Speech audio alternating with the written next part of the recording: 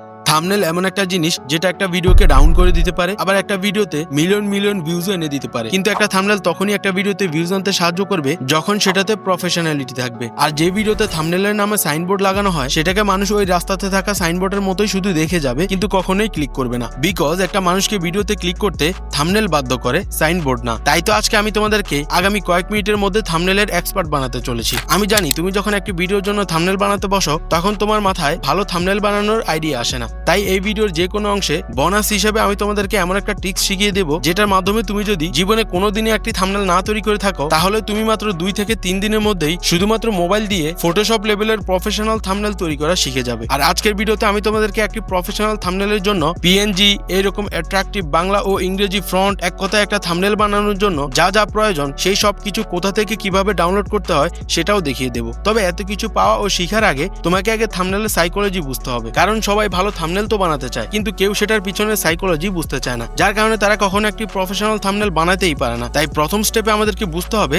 থাম্বনেলের psychology. অধিকাংশ ইউটিউবাররা তোমাদেরকে professional thumbnail বানানোর জন্য বলে থাকে যে তোমরা থাম্বনেলে অতিরিক্ত এলিমেন্ট বা লেখা ইউজ করবে না। কারণ হিসেবে বলা হয় থাম্বনেলের মধ্যে অতিরিক্ত লেখা থাকলে সেটা দেখতে আনপ্রফেশনাল লাগে, যার কারণে সেই ভিডিওর মূল মেসেজ বুঝে উঠতে একজন অডিয়েন্সের বেশি সময় লাগে এবং যে কারণে সেই ভিডিওতে একজন অডিয়েন্সও ক্লিক করতে চায় না। কিন্তু এখন আমি যদি বলি এই কথাটি একদমই ভুল, বরং কিছু কিছু ভিডিওর থাম্বনেলে বেশি লেখা থাকলে সেটা ওই ভিডিওতে ভিউজ আনতে আরো বেশি সাহায্য করে। আবার এমনও কিছু কিছু ভিডিওর থাম্বনেল আছে যেগুলিতে অতিরিক্ত লেখা যোগ করলে সেই ভিডিওতে ভিউজই আসবে না। এখন তোমাদের মনে প্রশ্ন আসছে যে আরে রিঙ্গো ভাই এটা কিভাবে সম্ভব?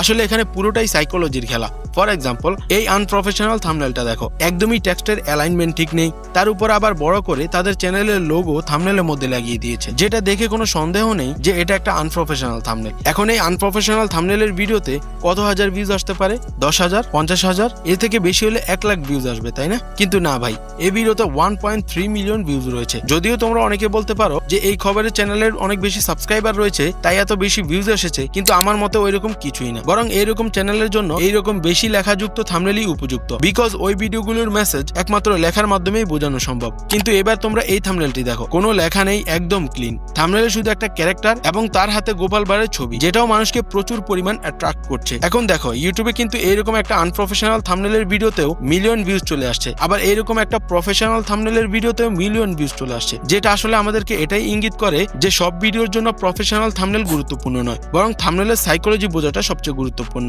আর এই কারণেই আজকে আমি তোমাদেরকে সর্বপ্রথমেই থাম্বনেলের সাইকোলজি বোঝাচ্ছি, যাতে তোমরা ওই খবরের চ্যানেলের মতো ভিডিও বানিয়ে এই চ্যানেলের মতো প্রফেশনাল থাম্বনেল না বানাও, আবার এই চ্যানেলের মতো প্রফেশনাল ভিডিও বানিয়ে খবরের চ্যানেলের মতো থাম্বনেল না বানাও। দুটি ভিডিওর থাম্বনেলই তাদের জায়গায় ঠিক আছে, কিন্তু আসল জিনিস হচ্ছে তোমার ক্রিয়েটিভিটি, যে তুমি সেটা কোথায় কোন ভিডিওতে ব্যবহার করছো। আর সেজন্যই তোমার এই থাম্বনেলের সাইকোলজি বোঝাটা অনেক বেশি ইম্পর্টেন্ট। ওকে, এতক্ষণ তো অনেক জ্ঞান দিলাম, এবার চলো তোমাদেরকে প্র্যাকটিক্যালি স্টেপ বাই স্টেপ দেখাই যে কিভাবে একটি প্রফেশনাল থাম্বনেল তৈরি হয়। কিন্তু তার আগে তোমরা চ্যানেলটি সাবস্ক্রাইব করে অবশ্যই এই অলে ক্লিক করে রাখো। তো এখন আমি তোমাদেরকে পিক্সেল ল্যাবের মাধ্যমে ধ্রুব রাঠের এই থাম্বনেলটি রিক্রিয়েট করে দেখাবো। যদিও তার থাম্বনেলগুলো অনেক প্রফেশনাল গ্রাফিক্স ডিজাইনাররা ফটোশপের মাধ্যমে তৈরি করে থাকে, কিন্তু আজকে আমরা সেটাকেই পিক্সেল ল্যাবের মাধ্যমেই তৈরি করব। এখন একটা ঘর তৈরি করার আগে যেমন সেই ঘরের জন্য সকল প্রয়োজনীয় ম্যাটেরিয়ালস আগে থেকেই জোগাড় করে রাখতে হয়, তেমনি একটি থাম্বনেল বানানোর সময়ও সেটাতে ব্যবহারের জন্য বিভিন্ন ম্যাটেরিয়ালস আগে থেকেই জোগাড় করে নিতে হয়। যেমন পিএনজি, বাংলা ও ইংরেজি ফন্ট। থাম্বনেলে যদি কোনো ক্যারেক্টার ব্যবহার হয় তাহলে সেই ক্যারেক্টার, থাম্বনেলের ব্যাকগ্রাউন্ডে যদি কোনো ইমেজ প্রয়োজন হয় তাহলে সেটাও আগে থেকে কালেক্ট করে রাখতে হবে, যাতে থাম্বনেল বানানোর সময় আমাদেরকে বারবার এদিক সেদিক না যেতে হয়। তাই আমি প্রথমেই থাম্বনেলের মেইন ক্যারেক্টার ধ্রুব রাঠের এই ছবিটির ব্যাকগ্রাউন্ড রিমুভ করে ফেলবো। যে কোনো ছবির ব্যাকগ্রাউন্ড রিমুভ করার জন্য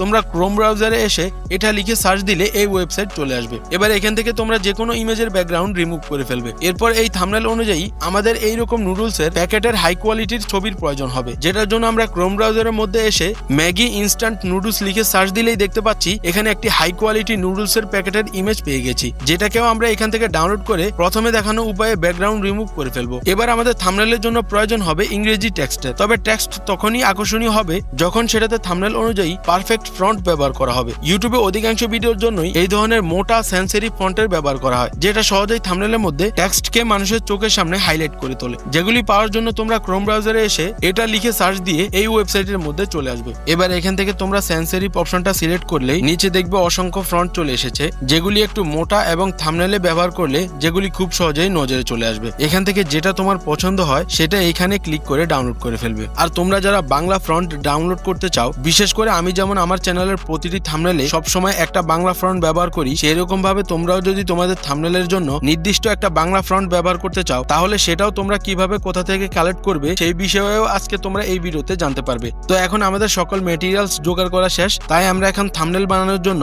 পিক্সেল ল্যাবের মধ্যে এসে এই 3 ডটে ক্লিক করে ইমেজ সাইজে ক্লিক করব।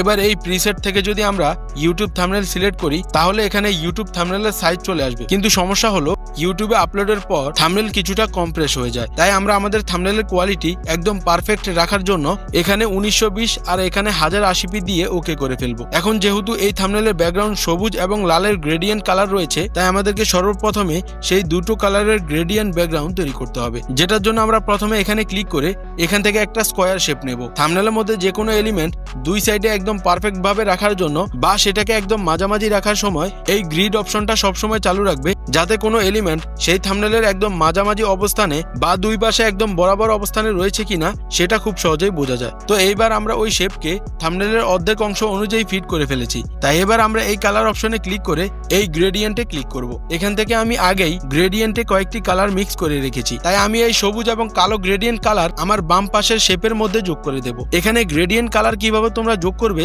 সেটা আমি এখানে ডান পাশের গ্রেডিয়েন্ট কালার যোগ করার সময় তোমাদেরকে দেখিয়ে দেব। তো বাম পাশে সবুজ এবং কালো গ্রেডিয়েন্ট কালার শেপের মধ্যে যোগ করার পর এখন আমরা এটাকে একটু চ্যাপ্টা করে ফেলবো, যাতে কালো কালারটা থাম্বনেলের ভিতরের অংশে বেশি না ঢুকে যায়। এরপর এটাকে একদম থাম্বনেলের অর্ধেক বরাবর রেখে এখানে ক্লিক করব। এখান থেকে আমরা থাম্বনেলের মধ্যে যত এলিমেন্ট ব্যবহার করব সেগুলোকে লক করে দিতে পারবো, যাতে অন্যান্য এলিমেন্ট বা থাম্বনেলে অন্যান্য কাজ করার সময় এলিমেন্ট নড়াচড়া না করে। তাই আমি এখান থেকে এটাকে লক করে এই পেন্সিল আইকনে ক্লিক করে এখান থেকে এই শেপকে কপি করে ফেলবো। এবার আমরা আবারও কালারে ক্লিক করলে গ্রেডিয়েন্ট অপশন চলে আসবে, যেটা অলরেডি সিলেক্ট করা রয়েছে। তাই আমরা এবার দেখে নিব যে কিভাবে একটা শেপের দুই পাশে যে কোনো দুই কালার লাগাতে হয়। তো সেই জন্য আমরা যে পাশে কালো কালার রাখবো সেই পাশে কালো কালারটা নিয়ে যাব, আর যে পাশে অন্য কালার রাখবো সেই পাশে আপাতত সবুজ কালারটা রেখে এই কালার অপশনে ক্লিক করব। এবার আমরা কালো কালারের পাশাপাশি লাল কালার রাখবো, তাই আমরা এখান থেকে লাল কালার সিলেক্ট করে ফেলবো। এরপর এটাকেও একটু চ্যাপ্টা করে ফেলবো, যাতে কালো কালার থাম্বনেলের ভিতরের অংশে বেশি না আসতে পারে। দেন আমরা এটাকেও মাঝ বরাবর এক পাশে রেখে এখানে ক্লিক করে এটাকে লক করে দেব।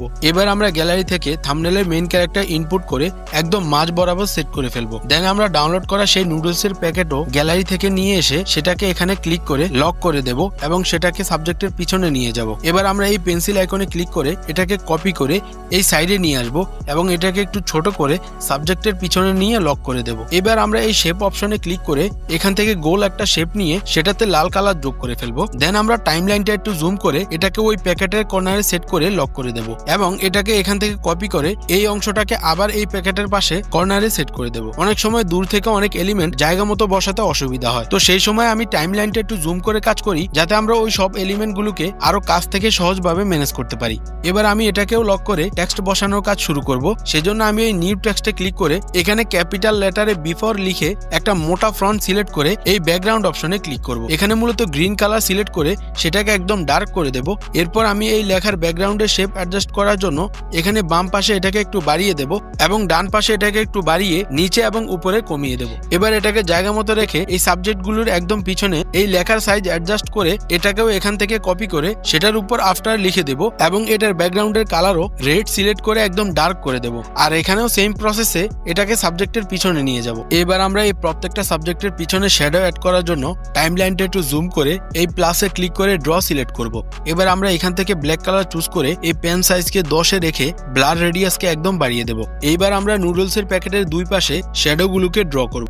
ড্র করার পর আমরা দেখতে পাচ্ছি এটা একদমই রিয়েলিস্টিক লাগছে। এরপর আমরা এই ড্রকে লক করে আবার ড্র অপশনে গিয়ে এই রেড সার্কেলের উপরে ড্র করব। ড্র করে সেটাকে আবার রেড সার্কেলের নিচে নিয়ে শ্যাডোটাকে অ্যাডজাস্ট করে নেব। এবার আমাদের এই রেড সার্কেলের মধ্যে নুডলসের মূল্য বসাতে হবে। সেজন্য আমরা এখানে রুপি চিহ্নের সাথে 10 লাগিয়ে এখান থেকে একটা ফ্রন্ট দিয়ে সেটাকে সার্কেলের উপর অ্যাডজাস্ট করে লক করব এবং এটাকে এখান থেকে কপি করে ডান পাশের নুডলসের প্যাকেটের মূল্য লাগিয়ে এটাকেও রেড সার্কেলের উপর অ্যাডজাস্ট করে লাগিয়ে দেব। এবার যেহেতু আমরা এখনো এই পাশের প্যাকেটের সাথে শ্যাডো অ্যাড করিনি, তাই আমরা আবারও ড্র টুলসে ক্লিক করে ওই সময়ের মতো কালো কালার সিলেক্ট করে প্যাকেটগুলোর পাশে শ্যাডোগুলোকে ড্র করে দেব এবং সেগুলিকে সাবজেক্টের নিচে লাগিয়ে দেব, যাতে সেটা দেখতে রিয়েলিস্টিক লাগে। এবার আমরা এই লেখাগুলোর পিছনে শ্যাডো অ্যাড করব, তবে এটার ক্ষেত্রে ওই নুডলসের প্যাকেটের মতো শ্যাডো অ্যাড করা যাবে না। তাই আমরা একটু বুদ্ধি খাটিয়ে এখানে এই শেপে ক্লিক করে সেটাকে আমাদের ওই লেখার ব্যাকগ্রাউন্ডের সাইজ অনুযায়ী অ্যাডজাস্ট করে কালো কালার সিলেক্ট করতে হবে। এরপর সেটাকে এখানে এসে সাবজেক্টের পিছনে নিয়ে অপাসিটি একদম কমিয়ে দিতে হবে। এবার সেই নিয়মে এটাকেও তুমি কপি করে ডান পাশের লেখার পিছনে যোগ করবে। তাহলেই দেখতে পাচ্ছি আমাদের অরিজিনাল থাম্বনেলের মতো এটাতেও লেখার পিছনে শ্যাডো চলে এসেছে। আর এবার আমরা আমাদের মেইন সাবজেক্টের পিছনেও শ্যাডো যোগ করার জন্য আবারও ড্র টুলসে ক্লিক করে ব্ল্যাক কালার সিলেক্ট করে এইরকম ভাবে প্রথমে ক্যারেক্টারের উপরে ড্র করে ফেলবো। এরপর সেটাকে একদম সাবজেক্টের পিছনে নিয়ে অ্যাডজাস্ট করে দেবো। আর এবার আমরা এখানে ক্লিক করে পিএনজি সিলেক্ট করে এই কাস্টমার এখান থেকে হাই কোয়ালিটি সিলেক্ট করে থাম্বনেলটি সেভ করে ফেলবো।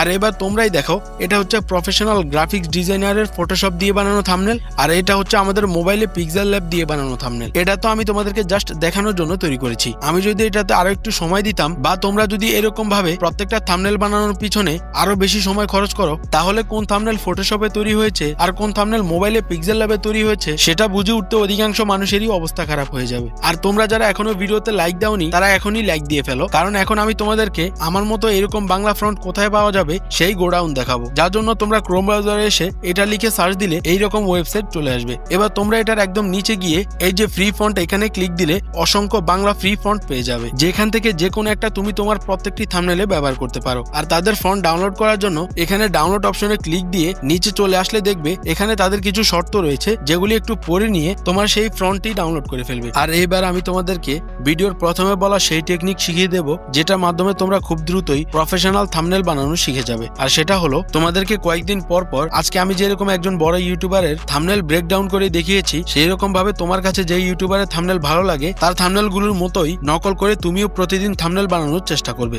এরকম ভাবে তুমি যদি অন্তত 10 থেকে 15টা থাম্বনেল বানাও, তাহলে তুমিও দেখবে নিজের অজান্তেই তোমার থাম্বনেলের মধ্যে একটা প্রফেশনাল ভাব চলে এসেছে। এখন তুমি থাম্বনেল বানানো তো শিখে গেলে, কিন্তু তোমাদের ছোট চ্যানেলের জন্য কিভাবে তোমরা বড় বড় কোম্পানির কাছ থেকে স্পন্সরশিপ নিবে সেটা জানতে অবশ্যই তোমাকে এই ভিডিওটি দেখতে হবে। তো দেখা হচ্ছে সেই ভিডিওতেই।